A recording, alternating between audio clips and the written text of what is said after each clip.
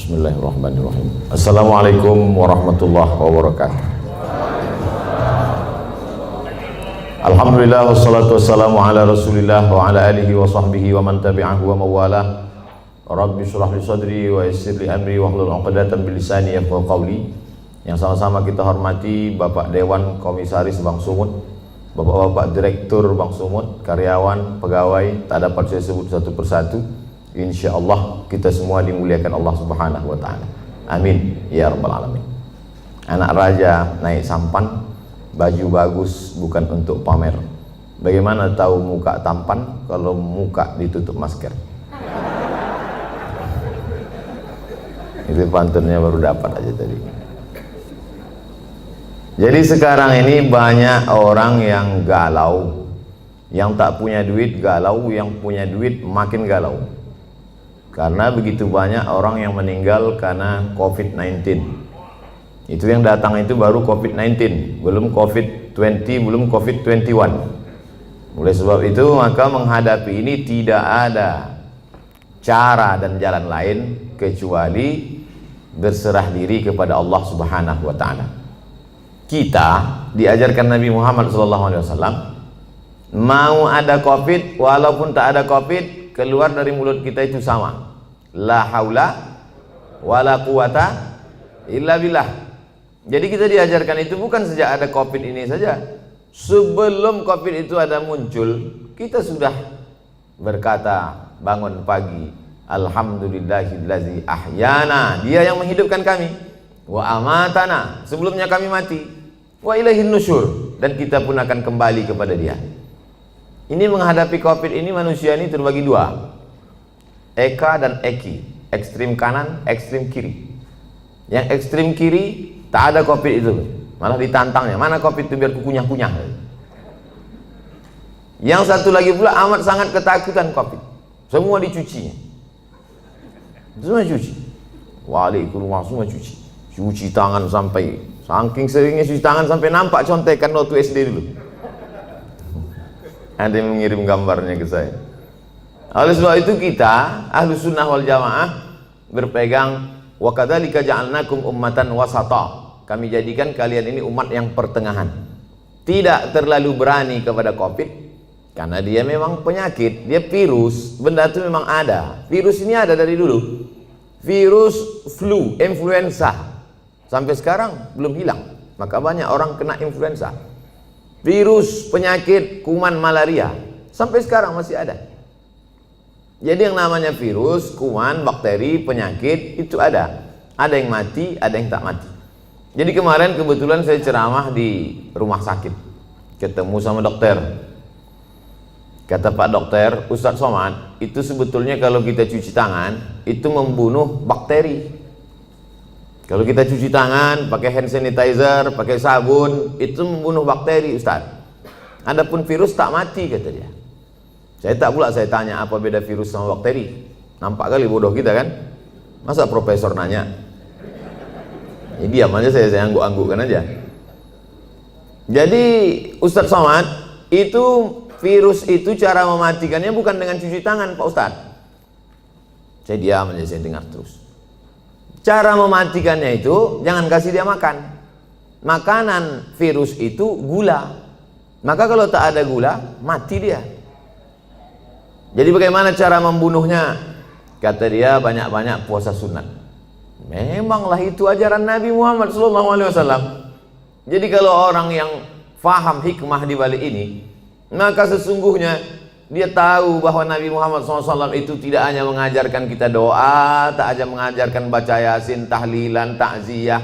Bukan hanya itu, bahkan sampai ke virus, bakteri, pandemi, wabah abad 21 pun sudah diajarkan Nabi sejak 14 abad yang silam. Apa kata Nabi?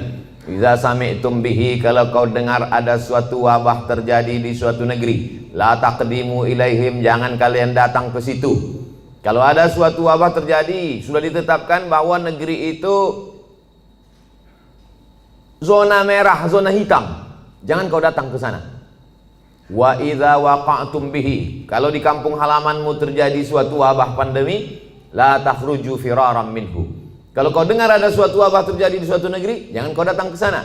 Dan kalau kau berada di suatu negeri terjadi wabah di situ, jangan kau keluar dari kampungmu. Itulah yang dikenal orang sekarang dengan istilah PSBB, lockdown, social distancing.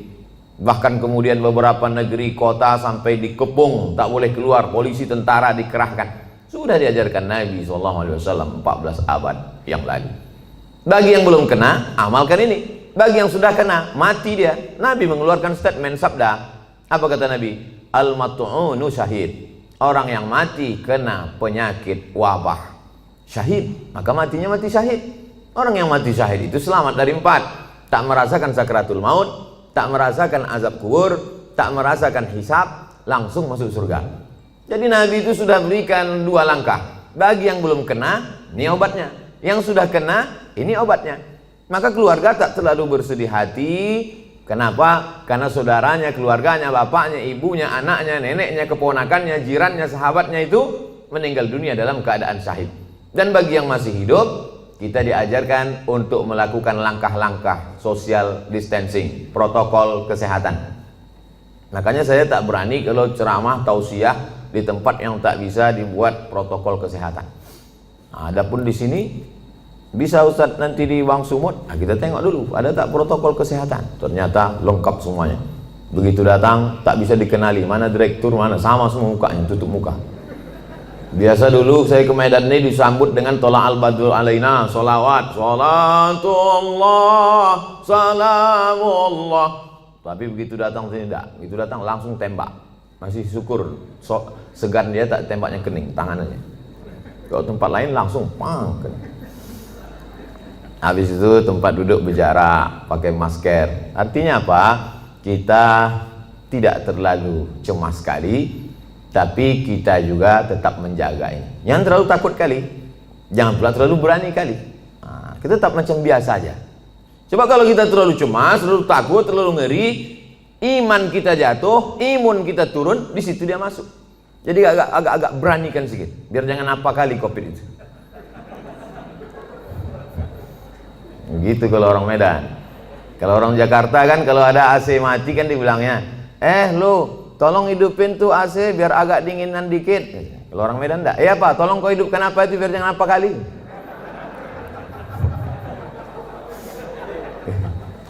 Bapak Ibu yang dimuliakan Allah Subhanahu wa taala. Qul, katakanlah, lan yusibana illa ma kataballahu lana. Tidak ada yang menimpa kita kecuali sudah ditetapkan Allah taala untuk kita. Itulah rukun iman yang keenam. Percaya kepada Allah, percaya kepada malaikat, percaya kepada kitab, percaya kepada rasul, percaya kepada hari kiamat, percaya kepada takdir baik dan takdir buruk.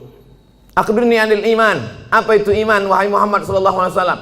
Antu'mina billah wa malaikatihi wa kutubihi wa rusulihi wal yaumil akhir wa biqadri khairihi wa syarrihi. Percaya kepada takdir baik, takdir buruk. Tapi ini masalah takdir ini kita mesti dalam menyikapi takdir kita ada al-kasbu wal ikhtiar, ada usaha. Dengan penuh kesadaran kita tak pakai masker, tak social distancing, tidak cuci tangan, tidak pakai hand sanitizer, itu bukan tawakal. Itu bodoh yang terlalu diperlihatkan. Kalau bodoh sendiri aja, jangan ngajak-ngajak orang. Oleh sebab itu maka kalau sudah kita berusaha kena juga, berarti itu takdir. Ada takdir, ada hukum sebab akibat. Pejamkan mata, tak usah tengok kanan kiri, nyebrang di jalan. Itu bukan takdir, sebab akibat. Tapi setelah kita berusaha tengok kanan, tengok kiri, tengok kanan, tengok kiri, menurut kita sudah aman, ditabrak juga. Tidak ada cara lain kecuali beriman kepada takdir baik dan takdir buruk. Itulah beda Jabariyah dengan Ahlus Sunnah. Jabariyah itu halul bid'ah, kelompok ahli bid'ah. Kenapa disebut bid'ah? Karena dia membuat-buat ajaran yang tidak diajarkan Nabi Muhammad SAW. Jabariyah artinya terpaksa. Kata dia hidup ini terpaksa, tak ada pilihan. Kenapa kau tak pakai masker? Aku terserah aja lah, mau mati matilah. Oh, tak bisa begitu. Kita harus ada ikhtiar, harus ada usaha. Begitu juga dalam masalah mengambil rezeki, begitu juga dalam masalah menolak bala. Itu semua air minum yang di depan meja itu, di depan kami, di depan saya tadi, itu memang sudah diperuntukkan untuk saya. Air minum itu untuk saya, kue kotak itu untuk saya. Tapi karena saya tak ada usaha untuk membuka dan meminumnya, maka saya tak bisa ke mulut saya. Walaupun sudah diuntukkan untuk saya. Itu tentang masalah menarik rezeki. Begitu juga dengan menolak bala. Kalau tidak ada usaha ikhtiar dari kita, bawa sepeda motor kerja, dikunci stangnya. Habis itu beli pula gembok, kunci ban depan. Habis itu rantainya digembok pula. Kemudian ban belakang itu ikatkan ke pohon pinang. Pas pulang sore, diambil pencuri itu sama pokok-pokok pinangnya sekalian. Maka itu takdir. Itu takdir namanya. Beriman kepada takdir baik, takdir buruk. Tapi orangnya cengengesan, lalu kemudian tak tentu arah, entah bagaimana ceritanya, otaknya tak fokus, mau berangkat, ditinggalkannya kunci situ, naik dia ke atas, asik nelpon, iya betul, kiki, tinggal kunci. Habis itu turun ke bawah, lapor sama security, Pak security, motor saya tinggal hilang. Gimana keadaannya? Tadi saya tinggalkan kunci. Ah mampuslah kau, kata dia. Kenapa? Berarti kurang usaha, tak ada ikhtiar. Itu yang diajarkan Nabi Muhammad SAW. Jadi ke suatu ketika seorang sahabat masuk ke dalam Masjid Nabawi. Ditanyanya Nabi, ya Rasulullah, itu ontaku di luar belum kutambatkan. Aqiluha wa atawakal am utliquha wa atawakal. Ku lepaskan aja begitu baru aku tawakal, atau ku tambatkan dulu ke pokok kurma baru bertawakal. Kata Nabi, kau ikatkan dulu, kau tambatkan dulu baru kau bertawakal. Sebetulnya itu pikiran sederhana saja. Cuman sahabat ini mau ngetes cemana sebetulnya ajaran Islam ini. Apakah perlu usaha atau tawakal saja? Kata Nabi, kau tambatkan dulu, kau ikatkan dulu, kau yakinkan dulu dia tak lari. Setelah itu barulah kau tawakal kepada Allah. Begitu dalam masalah mencari rezeki, begitu juga dalam masalah menolak bala. Wa iyyam sasqallahu bidurrim fala kashifa lahu illahu. Kalau kau ditimpa suatu musibah, penyakit, kehilangan, kebakaran, tumpur, hilang, bangkrut, tidak ada yang bisa menyingkapkannya kecuali Allah. Wa yuridka bi khairin fala radda li fadlih. Tapi kalau Allah mau ngasih kau rezeki, mau menaikkan jabatanmu, maka tak pula ada yang bisa menolaknya. Itulah makanya setiap subuh kita katakan raditu billahi Rabbah, aku ridha menerima segala sesuatunya. Hanya saja kadang orang kita ini salah pasang. Kalau ada terjadi sesuatu musibah terjadi, dia katakan ikhlas ya, ikhlaskan aja. Sebetulnya yang tepat itu bukan ikhlas, ridha. Ridha menerima ketetapan Allah Subhanahu wa taala. Ridha itu bahasa kitanya apa? Ridha itu artinya plong, berlapang dada. Seperti ridhonya orang mati dimandikan oleh orang yang memandikan jenazah. Begitulah ridha kita kepada takdir ketetapan Allah. Sebagaimana orang mati dimandikan. Ibu, bapak pernah menengok orang mati waktu dikorek hidungnya melawan dia? Yang kau cucuk-cucuk hidung gitu? Tak ada. Terserahlah, mau kalian cucuk hidungku, telingaku, terserah. Makanya waktu kita masih hidup ini baik-baik sama orang. Nanti balik dari sini cari di RT RW itu siapa yang memandikan jenazah, baik-baik sama dia. Kalau kita sombong-sombong sekarang, pas kita mati nanti disemprotnya pakai dorsmir. Apalagi Bank Sumut ada program santunan, santuni mereka memandikan jenazah, orang yang menguburkan, orang yang supir ambulan. Kalau mati kita, supir ambulan tuh baik sama kita, pelan-pelan dibuat, lari-lari 20. Coba kalau kita sombong angkuh, dibuatnya 120, antuk kepala kau di belakang. Nyawa baru tercabut, sakitnya belum hilang, lempang. Baru kau tahankan dulu, sombong kali kau kan, kata dia. Oleh sebab itu maka ini semua adalah bagaimana kita menyikapi hidup. Hidup ini dari dulu sampai sekarang begini-gini aja. Dari sejak zaman Nabi Adam sampai Adam Smith, hidup ini begini-gini aja. Yang kaya sombong, yang punya jabatan sombong, orang miskin susah melarat, mau mati aja bawaannya. Jadi tinggal kita bagaimana menyikapi hidup. Dulu yang hidup di Medan ini datuk nenek moyang kita. Habis masa mereka datanglah masa ayah emak kita. Habis masa mereka sekarang masa kita. Ini sedang hijau-hijaunya ini. Ibarat baru bertunas hijau, berbatang, mekar, berputih, berbuah, kuning, layu, mati. Yang di hadapan saya ini hijau-hijau semua. Maskernya maksudnya. Sampai masanya kita akan menguning dan layu. Saya ini agak kuning sedikit. Habis itu tak lama ini layu dan mati. Kemudian datang masa anak kita. Hidup ini singkat Bapak Ibu. Tapi kalau salah kita menyikapi hidup, penyesalannya luar biasa. Takut mati, takut pensiun, takut tak ada duit, takut susah, takut tak ada kerja, pergi ke dukun. Pak dukun, tolong aku. Dalam hati dukun tuh, aku udah lama juga minta tolong sama hantu ini, kata dia. Minta tolong lah pula sama dukun. Ilaha illallah Muhammadur Rasulullah. Tidak ada tempat minta tolong kecuali hanya kepada dia. Itulah yang kita katakan 17 kali sehari semalam. Iyyaka na'budu wa iyyaka nasta'in. Iyyaka na'budu, hanya kepada Kau saja aku minta tolong. Iyyaka nasta'in, hanya kepada Engkau aku beribadah, kepada Engkau saja aku minta segala pertolongan. Makanya waktu subuh, sebelum terbit matahari, sebelum masuk kantor, sebelum kerja, itu dulu yang ditanamkan dalam diri. Tidak ada tempat minta tolong kecuali dia. Makanya ayatnya diatur oleh Nabi. Ayatnya tak boleh ganti-ganti. Ayatnya mesti itu, tak boleh tukar-tukar. Qabliyah subuh, rakaat pertama kuliah, rakaat kedua hanya dia saja. Waladdallin amin.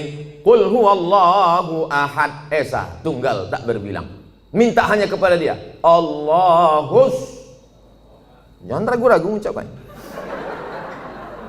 Allahus samad. Coba tengok terjemahannya. Allahus samad, hanya dia saja tempat bergantung. Jangan bergantung kepada kawan. Hari ini kawan, besok berubah menjadi lawan. Jangan bergantung dengan atasan. Besok masanya berganti atasan, berubah dengan yang lain. Jangan bergantung dengan siapapun. Ibu jangan terlalu bergantung dengan bapak. Nanti bapak itu kawin lagi, ibu stres. Provokator Ustaz nih. Enggak. Aku cuman, beban ini sama-sama berat. Tapi kalau kita siap dengan tak siap, itu beda. Kita tak siap menerima beban ini, akhirnya kita down, jatuh. Ini ada semen. Kita tanya dulu beratnya berapa? 1 sak. Yakinkan bahwa 1 sak itu 50 kilo. Sehingga ketika dia datang kita siap. Jangan kita tanya sama Ustaz, Ustaz, 1 sak zakat fitrah itu berapa? 3 kilo. Itu 1 sok. Disangkanya 3 kilo, pas ditimpa tumbang, jatuh, mati. Ya kalau mati langsung, kok setengah mati? Stroke 6 bulan? Berkulit-kulit mata, tak mati-mati. Datang Ustaz Somad suruh baca doa, baca Yasin 3 kali. Alhamdulillah Pak Ustaz, udah mati. Oleh sebab itu Bapak Ibu yang dimuliakan Allah, semua kita ini mati. Tak ada yang tak mati. Michael Jackson berapa duitnya mau menyogok Tuhan supaya tak mati? Tak bisa. Dibuatkannya sudah 1 kapsul supaya dia masuk ke dalam, supaya malaikat maut tak masuk ke dalam.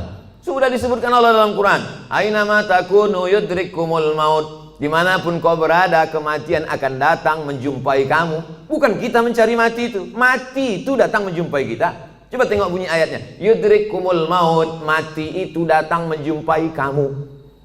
Jadi kalau ada orang hari ini petantang-petantang, mana mati itu? Sini, sini. Sabar aja kau. Kalau memang udah datang, nanti tak usah kau panggil, datang juga dia. Yudrikumul mautu, kematian datang menjumpai kamu, walau kuntum fi burujim musyayyadah, walaupun kau berada di tempat peti yang kokoh. Karena dulu orang kafir musyrik jahiliyah itu dipakunya kotak, masuk dia ke dalam. Ditanya sama kawannya, kenapa kau dalam? Mudah-mudahan malaikat maut tak bisa masuk ke sini. Aina ma takunu, dimanapun kau berada. Mati jangan dicari. Mati tak perlu kita cari, tapi kita bersiap apa yang akan kita bawa untuk mati menghadap Allah Subhanahu wa taala. Lan tamuta nafsun qabla an tastakmila rizqaha wa ajalaha. Orang tidak akan mati sebelum 2 penuh. Rezekinya penuh, ajalnya penuh. Asal sudah penuh, jalan. Kita ini macam truk. Selama belum penuh, berhenti dia. Asal sudah penuh, jalan. Abdul Somad belum penuh lagi. Bapak-bapak di depan sama ibu ini pun nampaknya belum lagi penuh. Asal sudah penuh. Makanya wafat itu artinya penuh. Wafat artinya penuh. Kemana si Anu? Udah penuh Pak Ustaz, udah jalan duluan. Nanti kalau nampak kawan macam-macam dia, tak sholat dia, tak zikir dia, tak sedekah dia, kasih tahu sama dia. Aku tengok kau udah agak-agak penuh ini. Bapak Ibu yang dimuliakan Allah Subhanahu wa taala. Ustaz takut tak mati itu? Saya tidak takut kali. Cuman agak takut juga sedikit. Semua hidupnya sudah saya rasakan. Disambut oleh orang-orang besar, hebat-hebat, sultan-sultan, raja-raja, udah, menteri-menteri, udah. Disambut pula sampai ke hutan belantara, sampai tak ditegur orang, sudah. Masuk saya ke dalam hutan-hutan, satu pun tak ada menegur, tak ada yang kenal. Jalan saya cuek aja dia. Bapak, kata saya, kata dia. Pernah, macam-macam. Ceramah diundang orang pakai mobil mewah, pernah. Ceramah diundang pakai mobil sayur, pernah juga. Kalau pakai mobil mewah itu kita dijemput orang, kok buka kan kacanya. jalan ya. Begitu sebut pakai mobil sayur, baru gini mati mesin.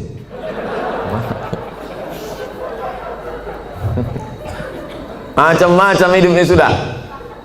Dikurung orang dalam kamar, dicabutkannya pedang panah. Mana itu Abdul Somad, anti kebinekaan, mau kubunuh dia, mana katanya. Garangnya luar biasa. 3 bulan sesudah itu dikirimkan video, dikerangkeng dalam penjara. Mampus kok kata saya. Tapi nggak kuat-kuat kali dalam hati aja.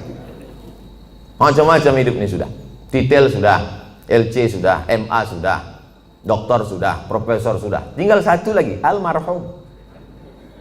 Nah oleh sebab itu mati ini, dulu saya berpikir bahwa mati itu 63 tahun, mesti macam umur Nabi Muhammad SAW. Ternyata kawan-kawan, saya pejamkan mata, si anu kawan kuliah saya meninggal, si anu kawan saya dulu SMA meninggal, si pulan kawan saya dulu sama-sama SD, sama-sama cabut kami, sama-sama mandi di sungai, meninggal. Jadi kita kalau nengok orang meninggal itu jangan tengok yang tua-tua, itu kekeliruan kita. Nengok orang meninggal yang ubannya banyak, sehingga habis itu kita nengok di kaca, masih 3, masih lama lagi. Malaikat maut menengok orang mati itu, mencabut nyawa itu tidak menengok ubannya. Berapa banyak orang yang beruban tak mati-mati? KPU, kepala penuh uban. Mau nanti waktu sebelum diupload dibuang nih, tersinggung KPU dituntutnya pula saya. Saudara yang dimuliakan Allah Subhanahu wa taala, oleh sebab itu maka bagaimana kita menjalani hidup ini, yang masa lalu sudah lewat, yang masa akan datang kita tak tahu, maka kita jalani yang masa sekarang, bagaimana kita melangkah ke depan. Maka bangun pagi, bangkitkan semangat. Aku hari ini masih diberi Allah kehidupan, langkahkan kaki, berangkat ke tempat kerja. Bismillahirrahmanirrahim. La haula wala quwata illa billah. Tetap bawa STNK BPKB. Pula macam la haula wala quwata, langsung lampu merah tak pandang lagi. Tangkap semua polisi. Kenapa kau tak ikut patroli lalu lintas? La haula wala quwata illa billah. Bukan kau aja yang dengar pengajian Ustaz Somad, aku penonton juga, kata Pak Polisi. Macam kau aja yang pengajian gitu. Oleh sebab itu maka setelah kita berangkat di tempat kerja itu serius kita. Kenapa? Karena kita mencari rezeki yang halal untuk makan, keluarga, anak, sekolah. Mudah-mudahan anak-anak kita ini menjadi anak yang soleh dan solihah. Berdoa dia tengah malam waktu kita mati.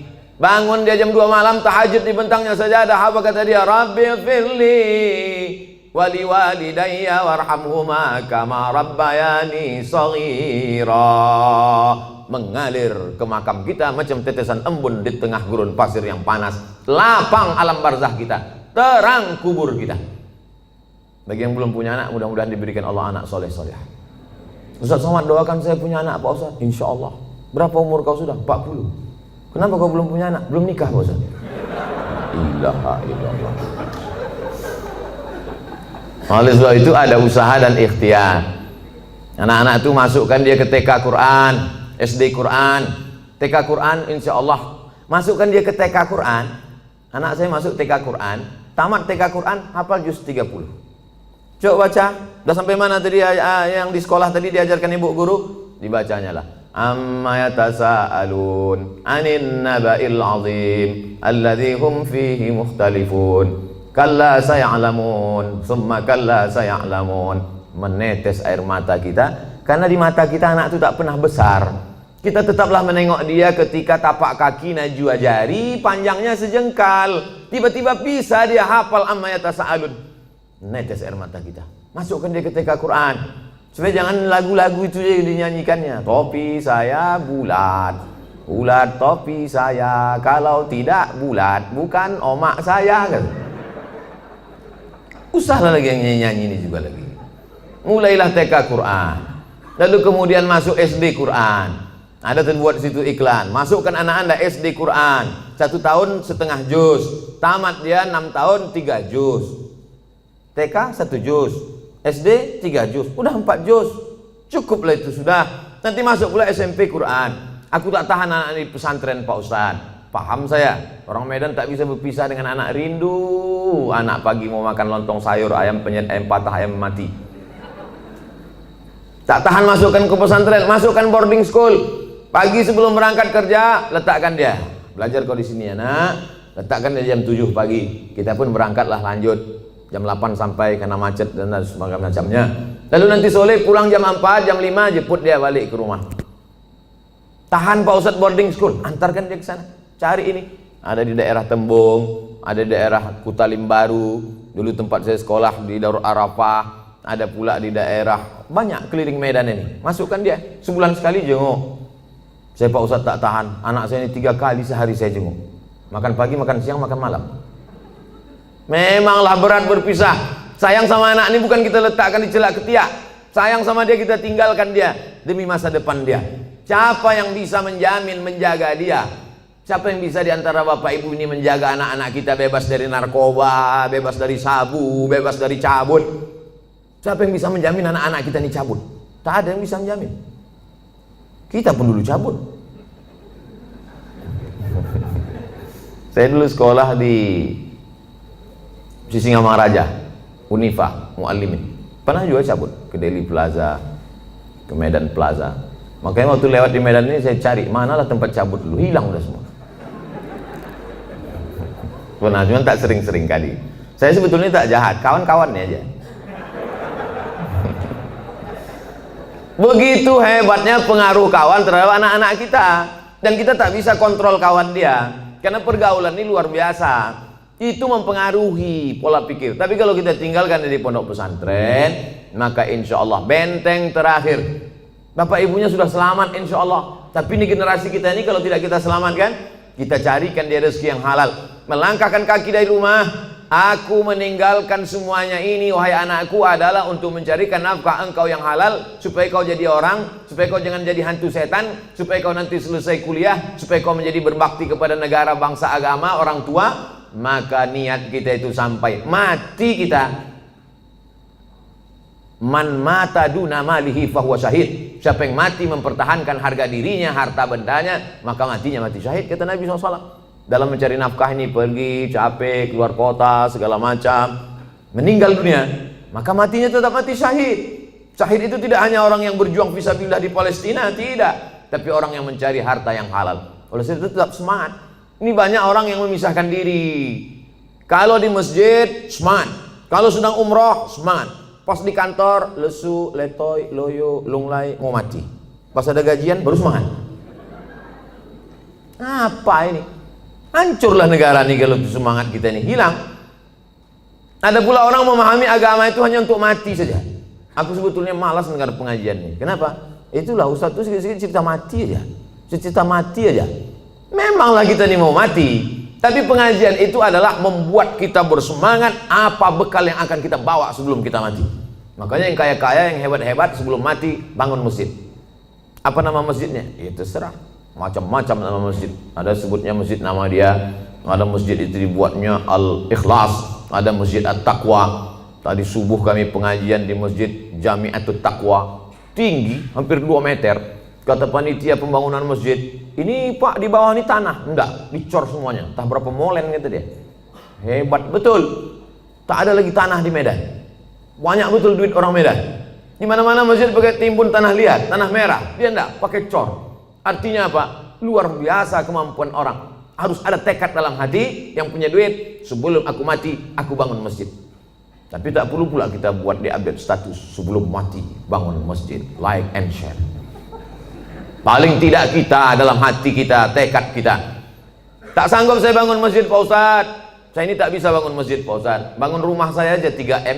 Wah, banyak kali duit kau. 3 kali minjam Pak Ustadz. Kalau tak sanggup semua, jangan tinggalkan semua. Datangi ketua pembangunan masjid. Aku tak sanggup Pak kalau untuk bangun masjid, tapi ngasih pintu kosen bisa. Ini ku kasihkan kipas angin. Ini aku kasihkan meja untuk pengajian Ustadz. Ini ku kasihkan kursi khusus. Ini kursi Pak untuk wakaf di masjid ini. Mantap kali kursinya. Ini kalau pas Ustadz Somad aja datang ke Medan. Ustadz lain jangan. Jangan begitu. Semua dipakaikan. Itulah yang akan kekal abadi. Ini kadang banyak orang ini mau numpuk. Mobil, motor, rumah segala macam. Pas mati habis, tinggal semuanya. Hidup kita ini macam mimpi Bapak Ibu. Kata Sayyidina Ali an-nasu niyam. Manusia ini tidur semuanya. Bapak ini sedang tidur, ibu sedang tidur. Semua kita ini sedang tidur.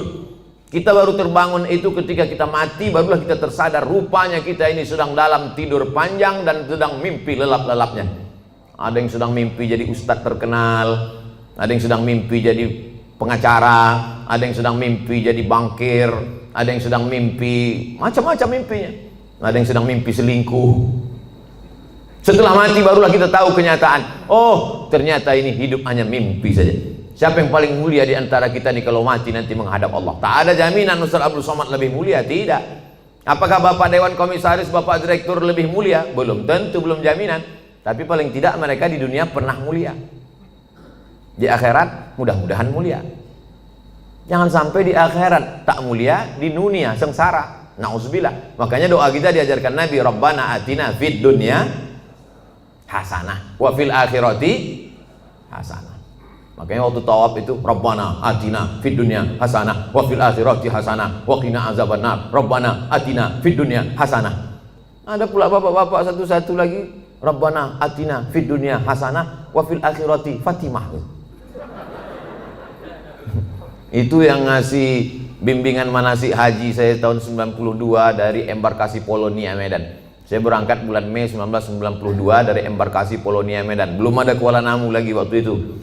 Lalu kemudian datanglah Ustadz, lupa saya nama Ustadznya, ngasih manasik haji. Dia yang cerita itu. Ada jamaah haji dari Medan, kata dia berdoa di samping Ka'bah, Rabbana atina fid dunya hasanah wa fil akhirati fatimah. Dipanggil sama Ustadz. Kenapa kau sebut Fatimah? Kalau ku sebut dua kali hasanah, marah Hasanah, biniku yang kedua Fatimah. Itulah pentingnya kita paham apa yang kita doakan ini. Artinya semangat saja tak cukup. Kita mesti berdoa kepada Allah Subhanahu wa taala. Allah itu suka kita meminta, kata Nabi, sisa'ana alih. Walaupun ketika selapmu, sendalmu putus. Pas mau masuk masjid, pakai sendal, putus dia, berdoa, ya Allah, putus sendalku ya Allah. Allah suka kali menengok kita mengadu kepada Allah, minta sama Allah, meleleh air mata kita kepada Allah.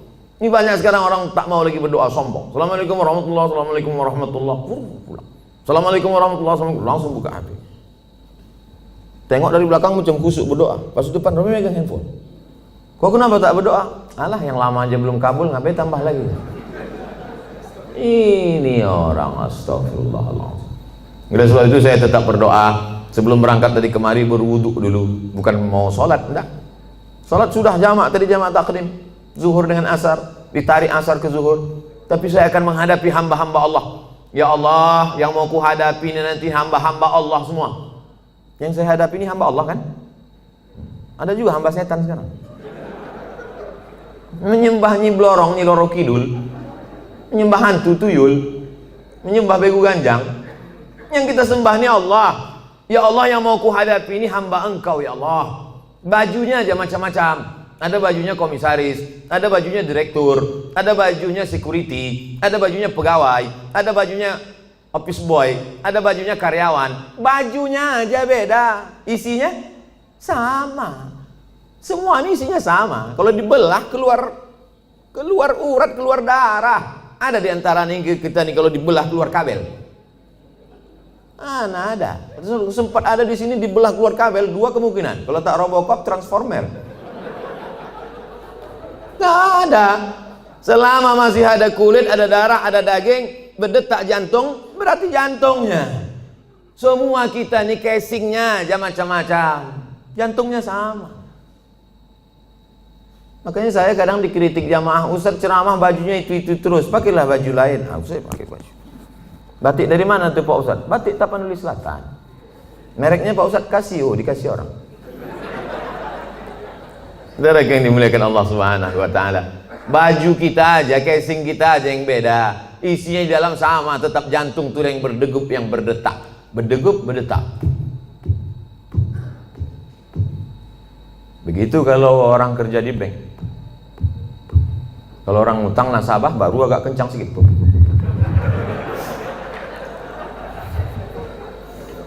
Ini kan yang di depan saya ini banyak-banyak semua duitnya. Tadi pagi, tadi malam kami makan sama Ustaz Somad, orang yang paling banyak duit di Sumatera Utara, inilah dia. Semua duit orang Sumatera Utara dia megang. Masya Allah, tapi duit orang. Apa yang dimuliakan Allah Subhanahu wa taala. Oleh sebab itu maka berpikir kita, apa yang nanti ku bawa setelah aku mati ini. Tadi saya SMS ada salah seorang penulis di Jakarta. Tolong Bapak tuliskan sejarah hidup saya. Aku tak sempat menulis. Baru sebentar menulis 2-3 kata datang telepon. Ustaz bisa tausiah, baru menulis, tak fokus. Tolong kau tuliskan sejarah hidupku, kalau bisa yang inspiratif, supaya nanti ketika aku mati, anak cucuku membaca, semangat dia menjalani hidup. Mudah-mudahan itu menjadi amal soleh. Siap Pak Ustadz? Kami tulis. Nanti kalau udah siap, kita adakan bedah buku di Islamic Book Fair di Jakarta. Jangan lupa subscribe, like, and share. Saudaraku yang dimuliakan Allah Subhanahu wa taala. Jadi apa yang bisa kita tinggalkan setelah kematian? Kami tadi pagi melewati Old Town, kota tua. Wah, bagaimana Medan tahun 1800, 120 tahun yang lalu. Ini gedung ini kota tua ini. 100 tahun yang lalu, disitulah orang-orang kaya, disitulah datuk-datuk, disitulah sultan-sultan, disitulah Belanda-Belanda, disitulah orang-orang hebat. Hari ini hanya tinggal sarang laba-laba, rumah tinggal, rumah tua. 100 tahun yang lalu. Begitu juga dengan 100 tahun yang akan datang. Kalau tak kiamat dunia ini, kita hanya tinggal kenangan saja. Yang kaya sekarang akan mati, yang hebat punya jabatan akan menghadap Allah Subhanahu wa taala. Oleh sebab itu, yang pertama, bangkitkan semangat kerja. Anak-anak kita didik, dia pula akan mendidik anak dia akan mendidik cucu cicit dia. Maka kita mati, mereka tetap mengirimkan doa kepada kita. Kalau kita ajarkan doa dikirimnya. Kita ajarkan lagu lah dikirimnya. Meninggal kita, tak pernah kita ajarkan doa. Datanglah dia dengan anaknya, dengan istrinya, dengan menantu kita, semuanya pakai baju hitam semuanya. Baju hitam, celana hitam, kerudung hitam, topi hitam, kacamata hitam. Dibuatnya tulisan, kunjungan Men in Black.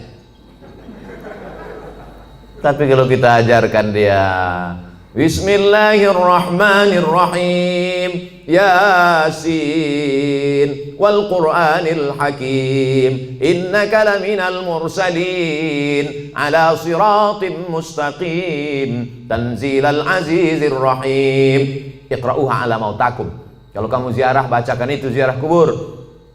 Payah Pak Ustadz, bawa Yasin nih payah. Kan ada Play Store. Tulislah di situ, Quran digital. Enter. Sekarang jangan. Tak ada signal sekarang. Ada Play Store, download Quran digital. Buka surat 36 Yasin, baca. Malam Jumat buka surat yang ke-18, 17 Al-Kahfi, baca Al-Isra Al-Kahfi. Al-Kahfi, man qara'a surat Al-Kahfi. Paksa-paksakan diri. Kalau menunggu lapang, menunggu luang, tak akan ada waktu lapang, tak akan ada waktu luang. Nantilah Pak Ustadz, udah agak-agak besar anak sedikit, nanti waktu lapang luang baru saya baca Quran. Tak ada. Sempat-sempatkan diri dari sekarang. Ibu-ibu alhamdulillah menyempatkan diri pengajian. Di wirid Yasin di daerah perumahan, di daerah ikut, pengajian-pengajian di kantor ikut. Kau tak ngaji? Nantilah, udah anak-anak besar. Anak besar makin sibuk. Kau tak ngaji? Nantilah anak nikah. Anak nikah makin sibuk, bercucu. Ibu ini kenapa tak datang lagi? Jaga cucunya Pak Ustadz. Padahal kalau kita mati bukan mau cucu itu ikut. Pernah Bapak Ibu nengok orang meninggal cucunya ikut? Gak ada, paling nangis saja di atas. Nenek, gitu. Mau kau masuk? Enggak. Bukan saya mau hasut Bapak Ibu tak sayang sama anak cucu. Silakan sayang, tapi pikirkan kita. Sayang sama dia, masukkan dia pesantren. Sayang sama dia, ajarkan dia baca Quran. Sayang sama dia, suruh dia menghafal Yasin. Yang paling bagus baca Yasin. Kalau tak bisa baca Yasin, baca di bawah Yasin Al-Fatihah, Qul huwallah 11 kali, Qul a'udzu falaq sekali, Qul a'udzu nas sekali. Ziarah kubur. Kemarin saya ziarah ke makam abang saya Pak Ustadz. Cemana Bapak? Lalangnya setinggi tegak Pak Ustadz. Dulu bukan main dia sayang sama anak-anak itu Pak Ustadz. Setinggi tegak lalangnya Pak Ustadz. Itu menunjukkan mereka tak pernah ziarah. Kalau mereka datang, apalah salahnya, apalah susahnya kalau mereka bawakan mesin potong rumput. Padahal dulu waktu hidup almarhum itu dikasihnya rumah, dikasihnya mobil, dikasihnya kebun. Setelah dia meninggal, mesin potong rumput pun tak terbawakan orang itu Pak Ustadz. Jadi Bapak kemarin ziarah ke abang apa Bapak itu segitu tinggi lalang? Iya Pak Ustadz. Berarti selama ini Bapak tak ziarah juga? Saudara kandung pun tak ingat, anak kandung pun tak ingat. Ustadz Somad masih ingat ziarah? Ya, kami jalan darat dari Pekanbaru.